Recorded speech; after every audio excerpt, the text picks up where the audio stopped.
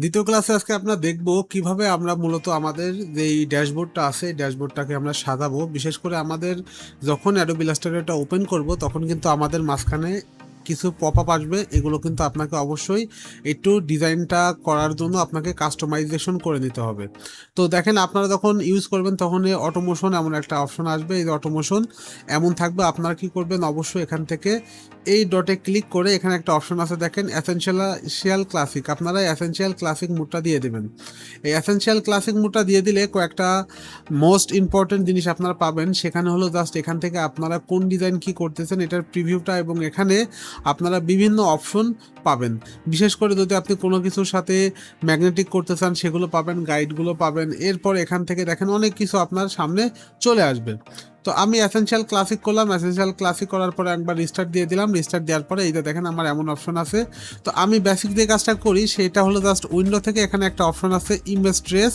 তো জাস্ট এখান থেকে আমি উইন্ডো থেকে ইমেজ ট্রেসটা নিয়ে নেই। ওকে, এরপরে জাস্ট আমি এখান থেকে আরেকটা অপশন আছে দেখেন পাথ ফাইন্ডার।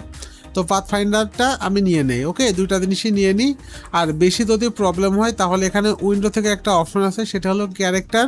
যদি টাইপিংয়ের কোনো কাজটা আমার করা লাগে, এই যে ক্যারেক্টার, আমার মূলত এই তিনটা জিনিস আমি নিয়ে নিই এটাকে রাইট ক্লিক করে আমি এখানে একটু ঢুকাই দেই। এরপর দ্বিতীয়টা উপরে দিয়ে দেই, তৃতীয়টা এখানে আমি এর নিচে দিয়ে দেই।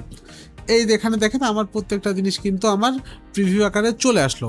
তো মূলত এইভাবে আমি আসলে আমার ইন্টারফেসটা সাজাই আমার ডিজাইন করার জন্য। এবং এখন আসি আমার কিছু শর্টকাটের বিষয়টা। তো শর্টকাটটা আসলে আপনার নিজের ভিতরে ডিপেন্ড করে আপনি কোন টাইপের শর্টকাট সেট করবেন। বিশেষ করে আমি এডিট আসি, এডিট থেকে এখানে কিওয়ার্ড শর্টকাট থেকে জাস্ট আমি এখান থেকে চলে যাই মেনু থেকে জাস্ট ফাইল থেকে আমি এক্সপোর্ট, এই যে এক্সপোর্টটা ক্লিক করে আমি কিভাবে এক্সপোর্ট অ্যাজ Ctrl+/, আমি যদি এখন দেখেন Ctrl+/ করি তাহলে কিন্তু আমার কত সুন্দর এটা এক্সপোর্টের জন্য চলে আসছে।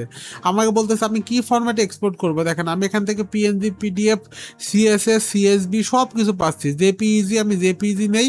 তারপর এখান থেকে জাস্ট আমি ওকে করে দিয়ে RGB, অবশ্যই এটাকে আমি 300 DPI করে দেবো। আপনাদের 72 থাকবে, আপনারা 300 DPI করে দিয়ে ওকে করে দিলে কিন্তু আমার ফাইলটা সেভ হয়ে যাবে। আমি একটু দেখি ডেস্কটপে আসি, ডেস্কটপ, এই যে দেখেন আর্টবোর্ডটাই মাত্র আমার সেভ হয়ে গেল।